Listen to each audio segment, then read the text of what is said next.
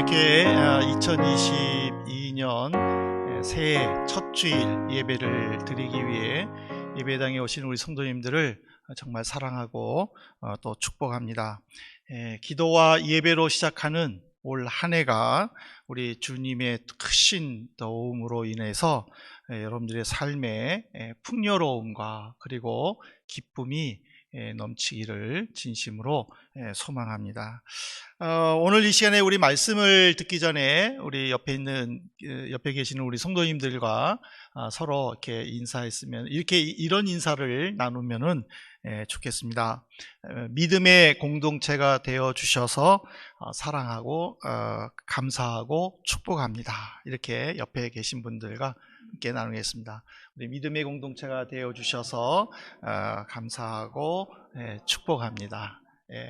이제는 우리 스스로를 격려해 주셨으면 좋겠습니다. 어떻게 격려하냐면은 믿음의 공동체가 된 것을 사랑하고 또 축복해, 이렇게 서로를 자신을 격려해 주겠습니다. 믿음의 공동체가 된 것을 사랑하고 축복해. 참 우리가 어디 그 공동체에 속했다라는 것은 참 어려운 것 같습니다. 근데 또 그 공동체 속에서 내가 할 일을 스스로 찾아서 또 그 일에 기꺼이 헌신한다는 것은 더 어려운 것 같습니다. 그래서 우리가 이렇게 자신을 격려하고 또 성도님들을 축복하고 격려하는 이 속에서 우리의 믿음의 공동체가 더욱 공고해지기를 진심으로 바랍니다. 제가 최근에 인터넷 종교면의 기사를 보면서 그 흥미로운 내용을 읽었습니다. 그래서 그 내용을 소개시켜 드리려고 하는데 미국의 어떤 한 갤럽에서 발표한 내용입니다. 근데 지난 11월 달에 발표한 내용인데 그 주제가 뭐냐면 예배 참석 등 종교 활동이 정신 건강에 도움이 되는가 였습니다. 이 코비드-19 이후에 수많은 사람들이 그 우울증과 불안감을 호소하는 사람들이 굉장히 늘어났다고 합니다. 그런데 이 조사 기관에서 남녀 815명을 대상으로 설문을 했는데 정기적으로 예배에 출석하는 그룹과 또 그렇지 않는 그룹으로 나누어서 이렇게 조사를 했습니다. 근데 이제 정기적으로 예배를 참석한 사람들 중에서도 매주 1회 이상 참석하는 사람과 그리고 한 달에 한 번 참석하는 사람 이렇게 나눴는데 매주 1회 이상 참석한 사람들의 그 44%가 정신건강이 매우 우수하다라고 나왔고 한 달에 한 번 정도 참석하는 사람들은 약 한 38%가 정신건강이 좋다라고 한 반면에 아예 참석하지 않는 사람들은 약 29%가 그냥 정신건강이 좋다라고 그렇게 조사가 나왔습니다. 근데 이제 또 더 특이한 것은 뭐냐면은 2020년을 기점으로 코로나가 터지기 전에 매주 예배에 참석했던 사람들의 퍼센테이지가 42%였는데 코로나가 터지고 난 이후에 예배 참석한 사람의 수가 46%로 4%가 성장했다고 합니다. 반면에 아예 예배를 참석하지 않는다라고 하는 숫자가 코로나 전에는 42%였는데 코로나가 터진 이후로는 29%로 떨어졌다. 그래서 힘들고 어려운 시기에서도 오직 예수 그리스도를 믿고 온전히 예배에 참석하며 기도와 찬양에 힘쓰는 것이 정신 건강에 좋을 뿐만 아니라 우리 삶의 중심을 잡아준다라고 그렇게 미국에서 조사가 되었습니다. 사실 저희가 2021년도 참 힘들게 보냈죠. 그리고 2022년도를 시작했지만 여전히 우리는 불안 가운데에 있습니다. 이렇게 힘들고 어렵더라도 정말 우리가 올 한 해는 믿음으로 시작하고 또 예배에 집중하고 그 예배를 통해서 우리가 하나님의 위로를 받겠다, 그렇게 결심하는 우리 성도님들 되시기를 바랍니다.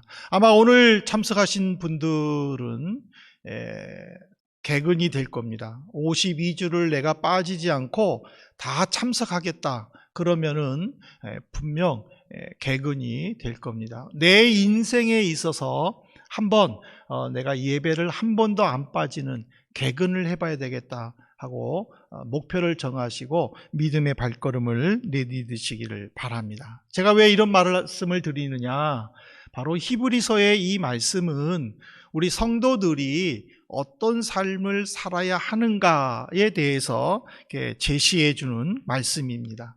근데 이제 오늘 읽은 본문은 우리가 이제 여러 가지 사정으로 23절부터 읽었지만 그 시작은 19절입니다. 근데 이 19절을요, 그러므로라고 시작이 되었습니다. 이 그러므로라는 것은요, 이전에 논의됐던 모든 과정들의 결론을 의미하는 겁니다.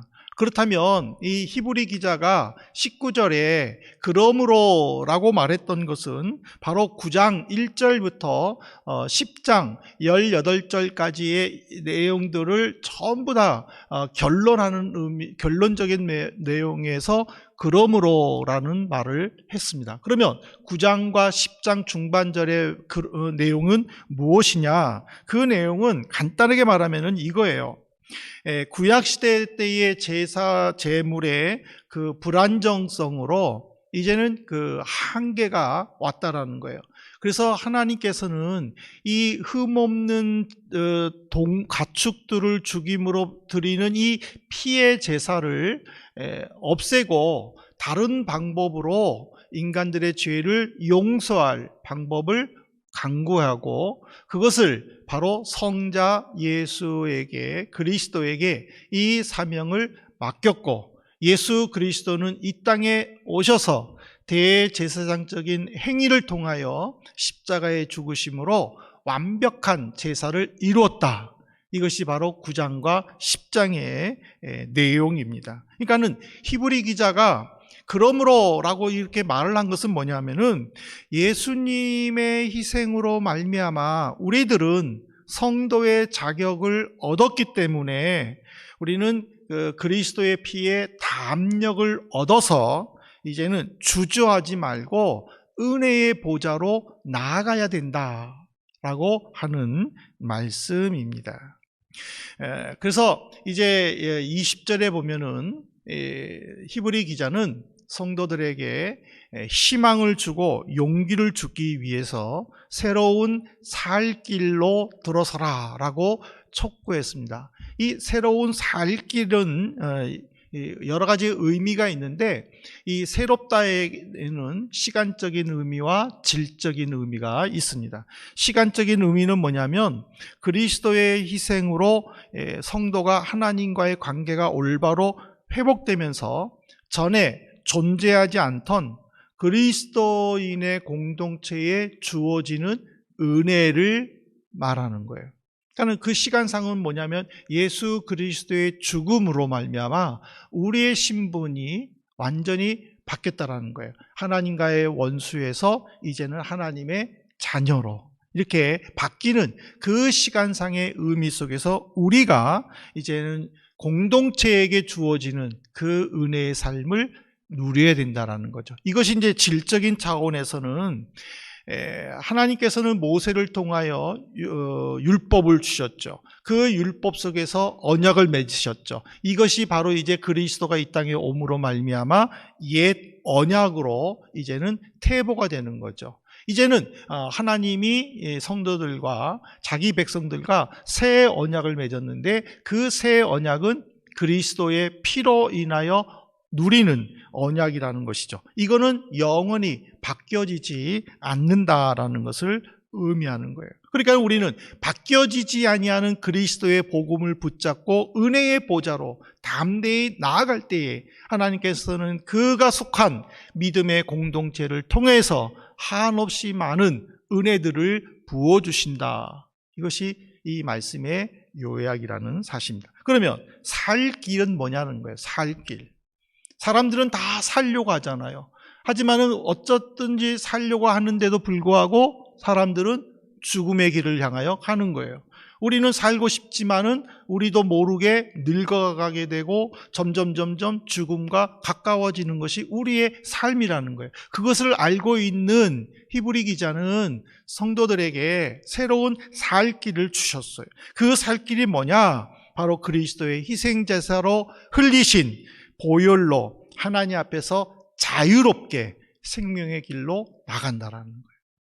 근데 제가 이 자유롭게에 강조한 것은 뭐냐면 이 자유로움으로 인하여 우리들이 실수하고 범죄하게 됐다라는 거예요. 이 일로 인해서 문제들이 일어나는데 그 문제들을 바로 23절 이하 25절에서 두 가지로 히브리 기자는 우리에게 제시해 주고 있는 거예요. 그래서 그 문제를 해결하라는 거예요. 첫 번째가 뭐냐? 소망을 바꿔서는 안 된다 말이에요. 히브리서 10장 23절의 말씀을 보십시오. 또 약속하신 이는 미쁘시니 우리가 믿는 도리의 소망을 움직이지 말며 굳게 잡고, 이 믿는 도리의 소망이, 이거는 헬라어 원문에는요 우리가 고백하는 소망으로 되어 있어요. 그러니까 내가 하나님 앞에서 어떤 소망들을 고백하는 거예요. 근데 그 소망은 바로 예수님의 대제사장적인 행위와 연관되어 있어요. 그래서 유대인들에게는 이 소망이 현재와 미래의 구원의 길로 인도하는 소망으로 고백하고 있다라는 거예요. 그러니까는 그리스도의 그 흘리신 피로 말미암아 성도들이 주 안에서 가지는 그 소망이 예수님의 은혜로 완성된다라는 것을 가르쳐 주는 거예요. 그래서 히브리 기자는 미쁘시다라고 이야기했어요. 그러니까 약속하신 이는 하나님이에요. 하나님은 미쁘시다예요. 이 미쁘시다라는 것은 믿을만하다, 신실하다라는 뜻이에요. 이사야서 25장 1절에 보십시오. 여호와여 주는 나의 하나님이시라. 내가 주를 높이고 주의 이름을 찬송하오리니 주는 기사를 옛적에 정하신 뜻대로 성실함과 진실함으로 행하셨습니다. 지금 이사야 선지자는 하나님을 찬양하기를, 하나님께서는 말씀하신 것을 반드시 진실하심과 성실하심으로 옛적부터 이루신 뜻을 행하십니다 라고 찬양한 거예요. 이것은 바로 미쁘신 하나님, 신실하신 하나님이에요. 이사야는 말씀을 전할 때에 백성들이 기쁘게 그 말씀을 듣지 않았어요. 때로는 이사야를 비난하기도 했고, 때로는 이사야를 조롱하기도 했고, 때로는 이사야의 말을 듣기 쉽지 않아가지고 그에게 입닥치라고 고함 지르기도 하고 돌을 던지기도 하고 티끌을 던지기도 하고, 이사야가 말을 전할 때마다 핍박했어요. 이사야도 사람이에요. 하나님으로부터 사명을 받은 사람인데 말씀을 증거하는데 백성들이 방해하고 말씀을 듣고 싶지 않는 때에 어떻게 전하겠어요? 제가 지금 말씀을 준비해서 여기에서 말씀을 전하는데 막 여러분들끼리 서로 이야기하고 제 말에 집중하지 않고 빨리 끝내라, 언제 끝내느냐고 소리 지르고 네가 목사냐 그러면은 제가 말씀을 전하겠어요? 저는 이사야보다도 더 겁이 많아가지고 저는 당장 그만둘 것 같아요. 너무 무서워서. 그렇잖아요. 어느 누가 내 말에 집중을 안 하고 내 말이 아니라 하나님의 말씀을 최대한 객관적으로, 사실적으로, 진실적으로 준비해서 전파하는데 거기다 대고 빨리 끝내라고 그러고 왜 이렇게 서론이 기냐고 그러고 그러면은 어떻게 전하겠어요? 그러니까 이사야도 수없이 많은 유혹들을 느꼈다라는 거예요. 받았다라는 거예요. 그러지만 그는 신실하신 하나님을 끝까지 선포하고 끝까지 믿고 자기의 소망을 바꾸지 않았다라는 거예요. 우리는 새해가 맞아서 이 새해에 나는 무엇을 하겠다. 우리는 저마다 어떤 결심들과 결단들을 했을 거예요. 근데 그 결단과 결심을 가지고 밀고 나가려고 하는데 세상이 우리를 환영해 줍니까? 아니잖아요. 상황 때문에 이걸 바꿔야 되나 말아야 되나 고민할 수도 있고요. 또 이걸 지금 해야 되나 나중에 해야 되나 또 고민할 때도 있다라는 거예요. 그때에 우리가 어떻게 판단하고 그 기도 가운데 받은 그 소망을 성취하기 위해 전진하느냐, 이것이 바로 지금 히브리 기자는 우리에게 움직이지 말라, 굳게 잡아라 하고 명령했다는 거예요. 왜?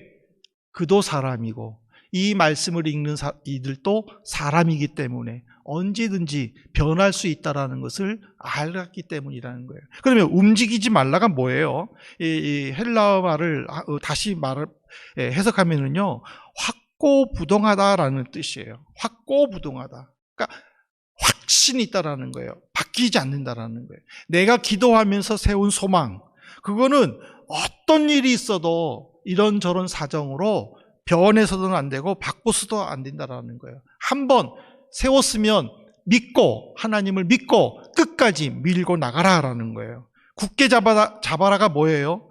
소유하다라는 의미예요. 그러니까 안전하게 단단하게 지키라는 말이에요.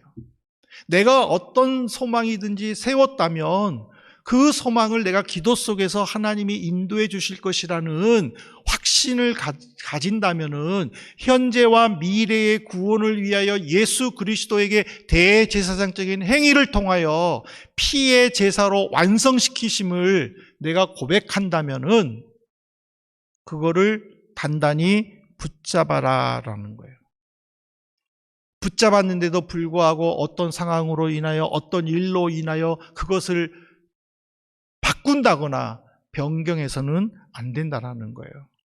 내가 하나님을 믿는다면, 여러분들이 신실하신 하나님을 고백한다면 오래 세운 어떤 소망이든지 그 소망을 굳게 붙잡으시기를 주님의 이름으로 축복합니다. 두 번째로는 서로를 격려해 줘야 돼요. 히브리서 10장 24절에 보십시오. 서로 돌아보아 사랑과 선행을 격려하며. 지금 히브리 기자는요, 성도들에게 서로를 돌볼 것을 권면했어요. 그런데 사랑과 선행으로 격려하라고 그랬어요. 이 사랑과 선행은요, 그리스도의 성품이에요. 예수님의 성품이에요. 이 사랑이라는 것은 다른 사람들의 삶에서 필요한 것을 돌아보는 것으로, 이거는 공동체 내에서, 믿음의 공동체 내에서 보여줘야 될 모습이라는 거예요.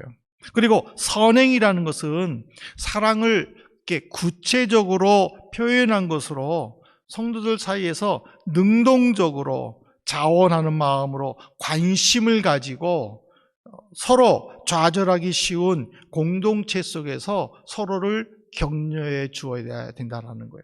우리 속에서도 좌절하는 사람들도 있어요. 우리 속에서 낙심하는 사람들도 있어요. 우리 속에서 시험에 든 사람들도 있어요.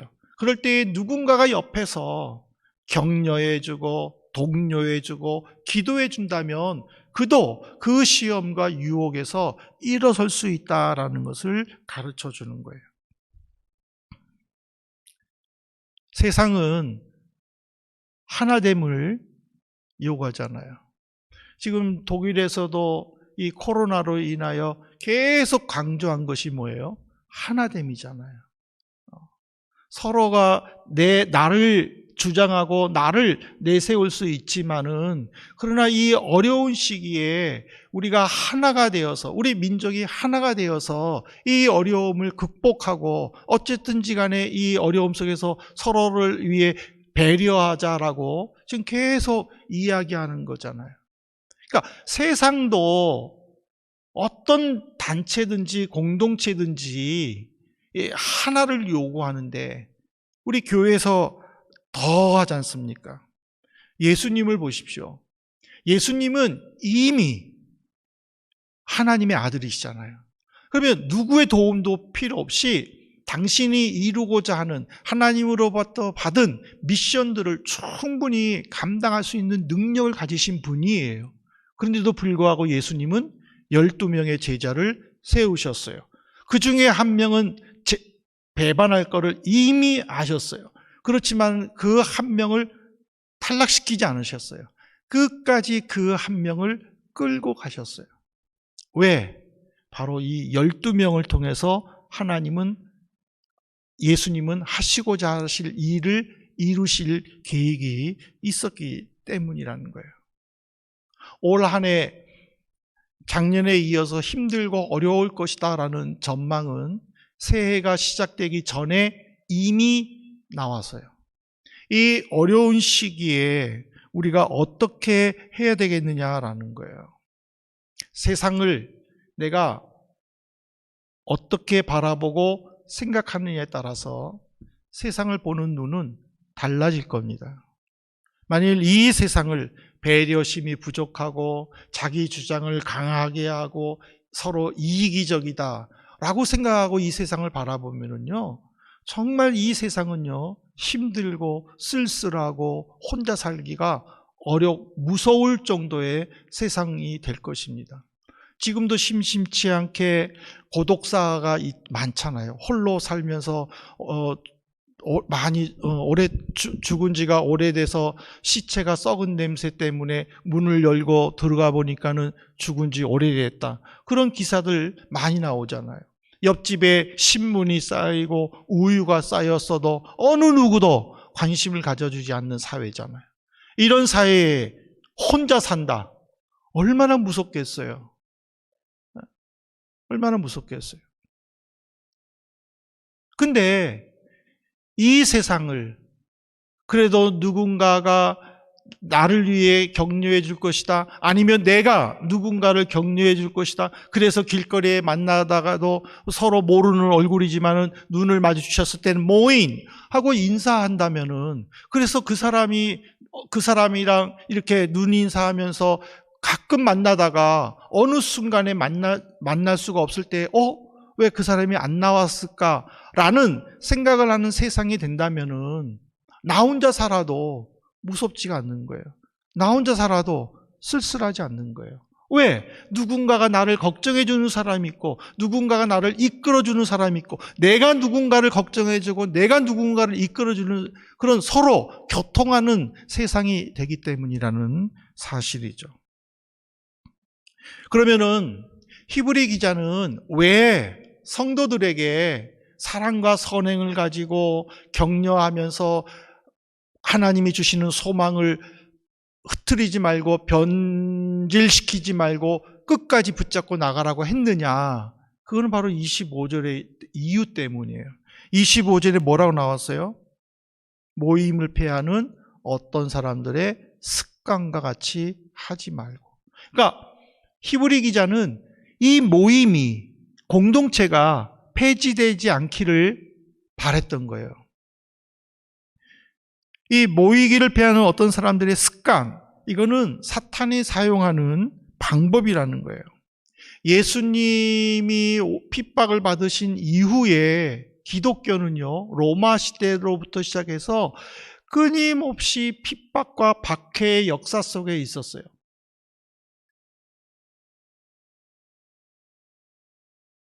자유진영과 공산진영으로 사상 싸움으로 일어났었을 때에 공산진영에서 기독교는 수없이 박해를 받았어요. 이제는 거의 대부분의 나라가 공산진영이 무너져고 이제는 사상적인 대립이 아니라 이제는 종교 간의 대립이 되었어요. 종교 간의 대립으로 말미암아 기독교는 이슬람권과 불교권에서 지금도 핍박받고 있어요. 앞으로도 핍박받고 있을 예정인 것 같아요. 왜? 수많은 사람들이 이 기독교의 모임을 폐지하고 싶어서, 없애버리기 싶어서, 만일 이 모임이 없어진다면 어떻게 될까? 서로 위로할 수 있고, 내가 또 격려받을 수 있고, 또 서로를 위해 기도해 줄 수 있는 이 모임이 폐지게 된다면 내 삶은 점점 메말라 가지 않을까, 그렇게 생각을 합니다. 사랑하는 성도 여러분, 지금 올해 우리 한민교회 피어를 저는 기도하면서 서로 격려하며 축복하는 교회가 되자라고 정했습니다. 힘든 세상에서 우리가 버틸 수 있는 것은요, 하나님께서 허락해 주신 이 한민 공동체가 있기 때문에 우리는 이 공동체를 생각하면은 따뜻한 마음이 생길 수도 있고요, 서로 위해서 기도해 줄 수 있는 용기가 있고요, 주일마다 옆에 사람들을 보면서 괜찮아요? 사랑하고 축복합니다 라고 한마디 따뜻하게 건네줄 수가 있다는 사실이에요. 물론 이 작은 공동체 안에서도요, 마음에 들지 않는 사람이 있을 수 있어요. 그 사람의 얼굴만 보면은 괴로워서 교회에 나오고 싶지도 않을 그런 마음도 있을 수 있어요.